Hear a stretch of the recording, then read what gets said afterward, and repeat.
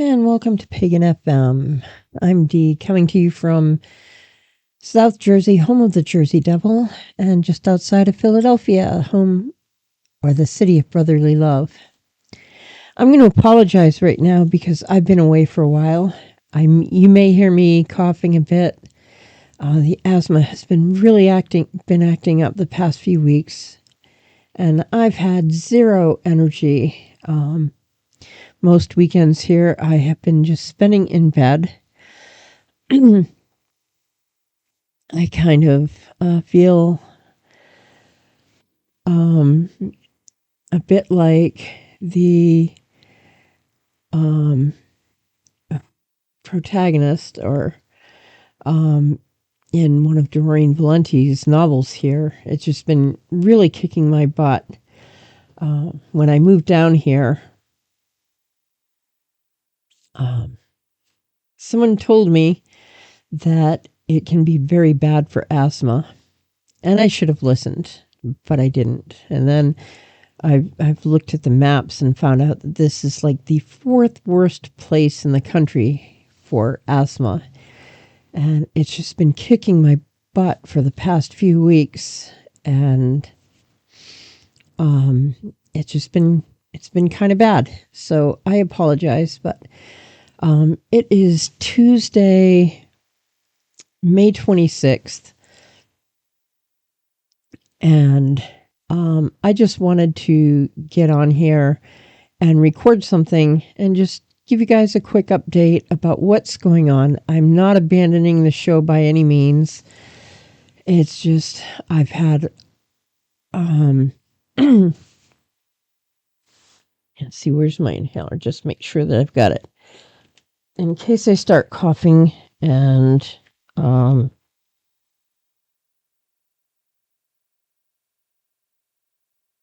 let me pause and I will be right back. Okay, you found it. But anyway, just to let you know what's been going on. So, one of the things that I really wasn't expecting was what was going to happen after I did kind of a dedication and a commitment to Caradwin. And I did not realize how that would impact me and my own spirituality. And it's done so in a lot of different ways. And I suppose I should have expected it, because whenever you do something like that, it's going to impact you, and you're going to start taking things, I'm not going to say more seriously, but it's going to impact the way you view things. And it really has. One of the things that I've started noticing is that I am looking at the way the Celtic and particularly the Welsh deities relate to each other, as opposed to in the past where I've looked at them more singly. I look at Bridget as, the triple goddess, or Lou, or whoever, and I'd look at them as individuals. And now I am starting to recognize how they relate to each other. And that was something that I really hadn't focused on before. So that is becoming a bit more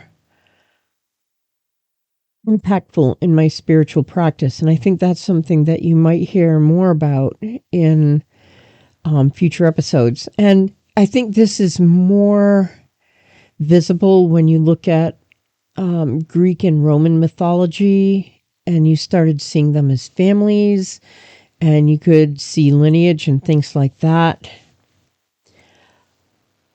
But it behaves differently in especially in Welsh mythology. And so I think I'll have something more to say about that coming up. Another thing that's been on my mind lately is my own family heritage. Actually, before I get to that, another thing I was thinking about this morning that I think might be worth delving into is looking into the pagan origins of Judeo-Christian religion. And that's not something that's entirely hidden. It's something that we know a bit about. And I know in Christianity, we like to think that it all began in the book of Genesis, but it really didn't. There were pagan origins to all of these stories. It didn't just start right there. And we can see hints of it in the book of Genesis, in the different names for God. So it might be interesting to take a look at that and to see what that religion actually evolved out of, because there's some interesting stories there. And now I'm going to get on to some other things that have been going on in my life. So my dad, he's been declining a bit recently, and I got the news last week that he is now in hospice. And chances are I'm not going to be able to visit him. And I've mentioned before that I grew up, I consider it a cult.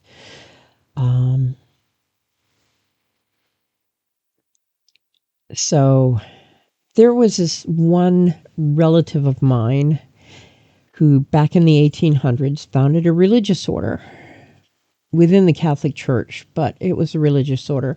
And she was kind of a big deal in Canada. She founded the first cloistered order of Catholic nuns in Canada. And her name was Catherine Aurelia Cowett. And that order grew.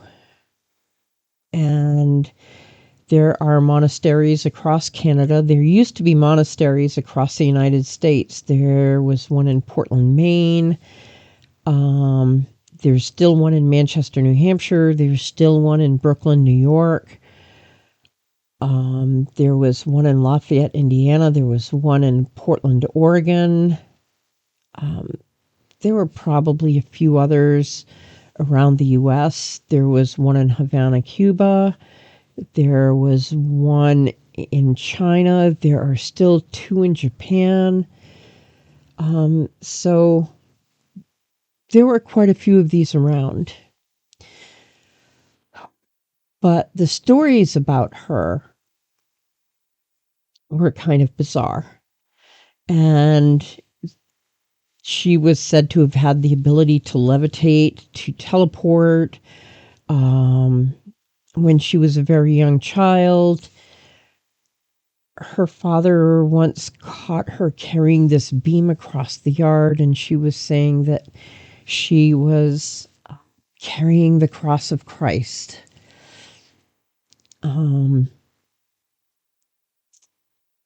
Just the stories about her are kind of bizarre. And while I'm laying here with asthma, I'm actually kind of in bed right now because I just don't have a ton of energy. But this is one of the things that she suffered from as well. This is genetic. It runs in my family. But one of the things that she was known for is kind of reveling in her suffering. And she would actually pray for more suffering because she believed that her personal suffering was efficacious for the conversion of sinners. She believed that her suffering could be added to the suffering of Christ.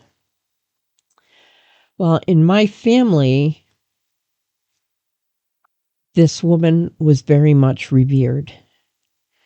And my mom wanted to be a nun as well. And she was actually in the novitiate. She was in the process of becoming a nun when she met my father, and my father convinced her to abandon those ideas. But we grew up in that sort of very strict environment. And when this woman, Aurelia Cowett, she took the name Catherine when she became a nun, one of the things that she wanted was to take vows of obedience and obey a priest. And that was one of the things that that was most important in my family. My mother was also kind of sickly at times. She never weighed more than about 104 pounds. And this woman, Catherine, would be fasting and fasting and fasting. And that was something that my mother wanted to do. And when it came time for Lenten fasting, my mother would fast even when her doctors would tell her not to.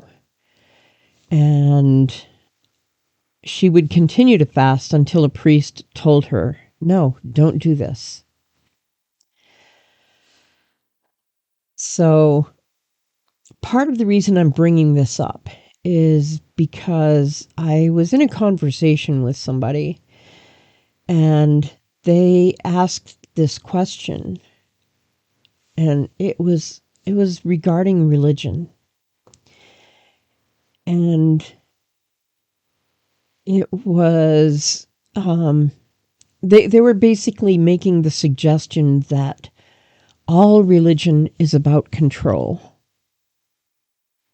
And my response to that was that no, not all religion is about control. There are many religions that are not about control. And they asked me which. And what I've come to understand is that paganism is not about control. Paganism is about personal liberty. And we follow the gods and the goddesses not so that they can control us, but so that we can find our own power within us. And my answer to this person was that the religions that aren't about control are the ones that don't have creeds that force us to believe things. They're the ones that don't have ministers and leaders that act as gatekeepers to membership, that can kick us out when we displease them. And I find this also in the Quaker tradition, that there is no creed in the Quaker tradition. And say in the particular meeting that I'm a member of, if somebody did something that was very, very heinous, say they committed a crime against a child, or say they were discovered to be a thief or something like that, or committed assault against somebody, we might read them out of the meeting and tell them that, okay, you are no longer a member of a meeting. If they were a person who was unsafe or violent, they might not necessarily be welcome in our meeting house, partly because it's also a school. But nobody could tell them that they were no longer a Quaker. So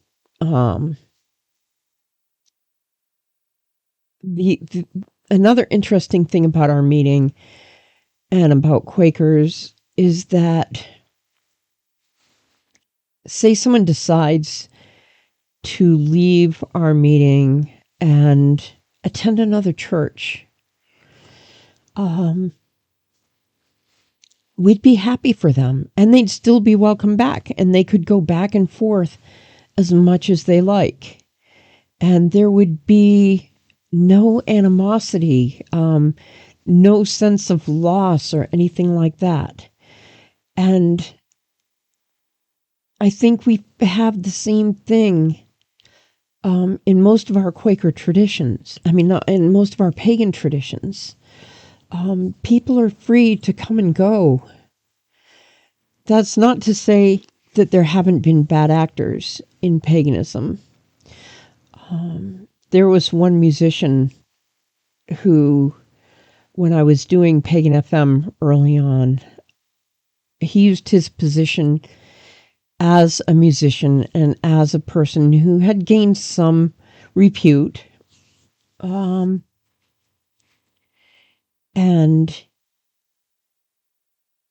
he had abused some people sexually. And when I learned of that, I had done an interview with him, and that episode was pulled from my playlist, and I never again played his music. He was caught, he was sentenced to prison, and he eventually died there. And at the same time, I'm not going to say that he wasn't a pagan. I hope that in whatever life there is afterwards, that he comes to terms with his crimes, that he makes better decisions in his next life, that he is able to make restitution for those crimes, and that he becomes a better person. We all have to pay for what we do, but in this life, we don't get to tell each other what to believe and what not to believe, and we don't get to choose who is and who isn't a pagan, who is and who isn't a Christian.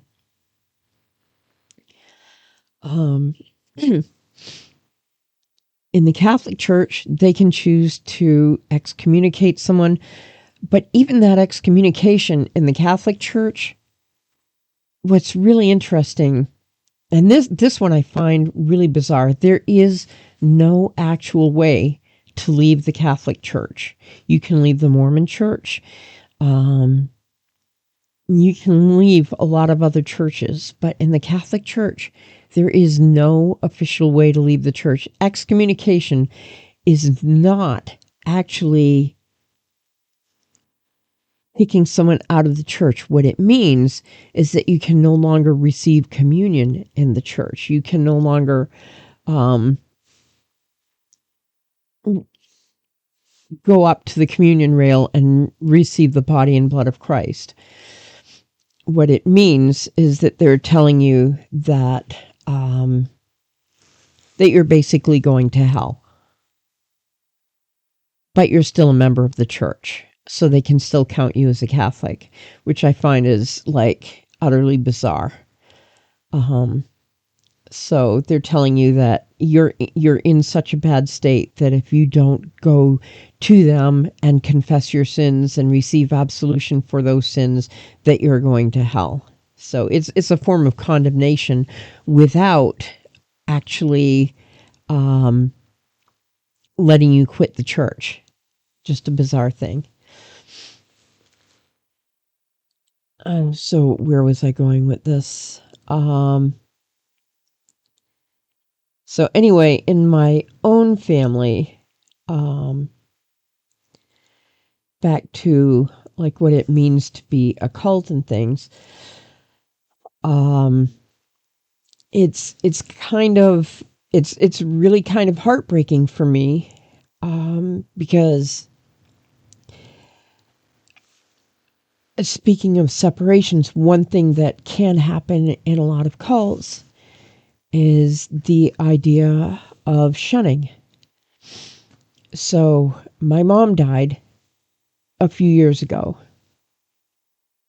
and before I got to go back there, for the funeral, I found that I didn't have my name in her obituary. They had basically dead named me. Basically telling me they didn't want me there. They wanted a previous version of me there. I had actually gone up to visit my mom sometime before she died. And it was kind of interesting because this woman, Catherine Aurelia, the one who started this whole thing, one of the things that she used to do was she would see visions and things like this. And when I had gone to visit my mom once, she was telling me about visions that she had, partly in an attempt to get me back into the church. That was one thing that she did often with me and my youngest brother, who's also not in the church. She really wanted us back in the fold. And neither of us really were really going to be there, but my two middle brothers are gung-ho in it. And it's those two who are really kind of against me participating in any kind of anything to do with the family unless I can be there as a male version of myself, which I can't be. I think what they're thinking is that if I had some sort of honor or respect for my dad, that I could play this other role of someone that I'm not. And what they don't understand is that it's not respect for me to be someone who I'm not. I can't respect somebody by pretending that I'm not me. That's not a form of respect. And they are unable to see that. But then again, they haven't spoken to me in years, and they won't. So, but that's part of this whole idea of cult shunning. And that's what it means.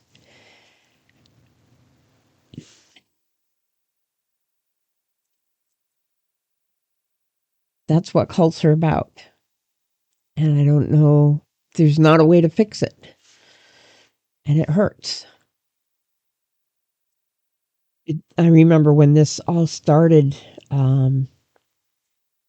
years ago. I had an uncle.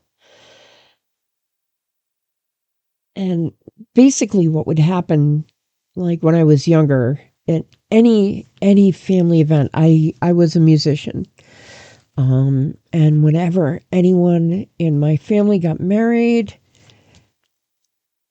I was playing at their weddings. I played at all of my brother's weddings.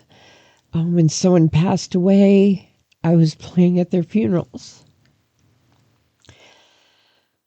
And as soon as I transitioned, those two brothers, it's like they didn't want any of that anymore. And I think the first time they tried to keep me out of it was at an uncle's funeral. And they really, really tried to keep me from playing at that funeral. And I managed to play for him.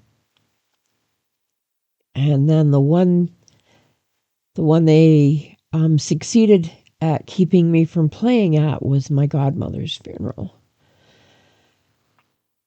And then obviously my mom's, and now they're keeping me away from my dad.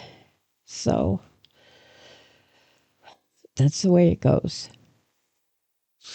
Anyway, So I will remember my dad here. So other than that, if any of you happen to be around South Jersey on May 6th, in the Haddonfield area, there is... So in Haddonfield, they have what's called Skirmish. And basically, it is a Revolutionary War reenactment. And our Quaker meeting, on the same day, we have what's called Quaker Day. And if you'd like to meet me, I actually perform on Quaker Day.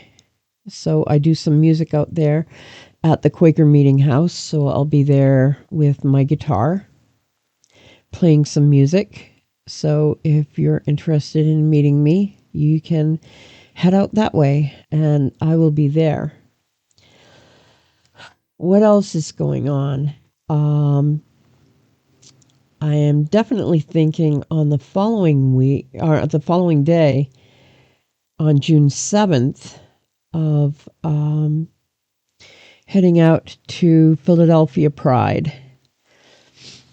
I just really, just with everything that's going on in this country right now, I think it's really important. I've had some chats with people who just seem really disillusioned with the idea of pride. And I remember talking to this one woman, and she was saying how she just feels so disheartened that she doesn't even want to attend Pride. And I was telling her, just look, love, this is why we do Pride. The first Pride was not born out of happiness. It was born out of a riot in New York. It's because people were being arrested, and it was not born out of joy. It was born out of desperation. And that's why we have to have our Pride celebrations, because we're desperate right now, especially trans people. So, that's what was happening at the Stonewall Inn. Police got in there and they raided the place. So, it's more important right now than it has been in decades. So, I'm going to be out there for Philly Pride on June 7th. And there were times during Pride parades when people were throwing bottles at people, and it wasn't always happy. And I'm sure there are going to be places in this country where it's going to be less happy than it has been before. And I don't know what it's going to be like in Philly. I think it's probably going to be better around here than in some other parts of the country. But it's important to be there. It's important to me. As a person who's intersex and trans, it's super important. There are times that I've been frightened, especially online. There are times when I second guess myself when I'm posting something. But that's what Pride's about. It's about having courage. It's about having pride in the face of fear. And about having the courage to stand up in the face of fear and to own the spaces that we're in. So I'm going to be there. And I think these are all lessons that we learn in our pagan faith. It's lessons that we learn from the gods and goddesses that we follow, how to have the strength to face that next day when things get difficult. I still look to that film that Gary Andrews produced, called Spirit of Albion.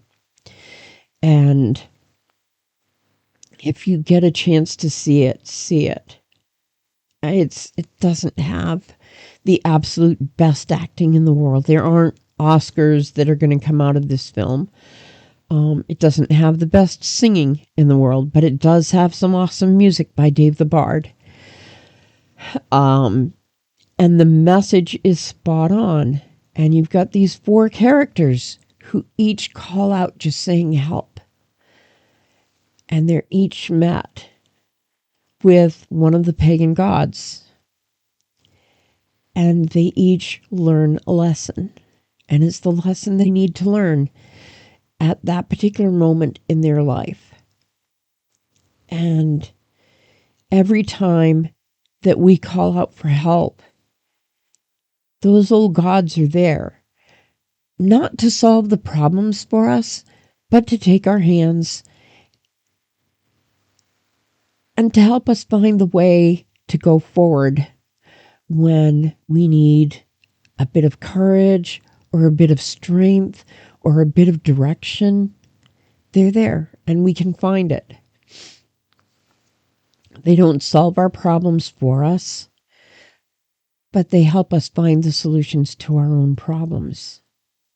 As one of them says, they don't work outside of nature, they're part of nature. So, I guess that's my lesson for Pride celebrations and where the world is at today. I think maybe what we're seeing right now with the Trump administration is we are seeing something flailing right now. We're seeing Donald Trump unable to come up with a coherent plan to do anything. And he's just grasping at straws and trying to find something that's going to work. We see it in the way he's handling with Iran, the way he's handling the situation in Iran. He has no plan. Neither does Pete Hegseth, because if they had a plan, there would be some consistency in what he's doing. He has no plan with Iran. He has no plan for tariffs. He has no plan for the economy. He has no plan, no consistency with anything. He's just grasping at straws and trying to look tough and trying to find something that's going to work. And in the face of all of this, the only thing that we can do is we can just try. If we can't find consistency in our leaders, then we have to find consistency in ourselves. And that's the only place to look at. We can find consistency in ourselves. We can find consistency in our spirituality. We can find consistency in our studies, in our practices.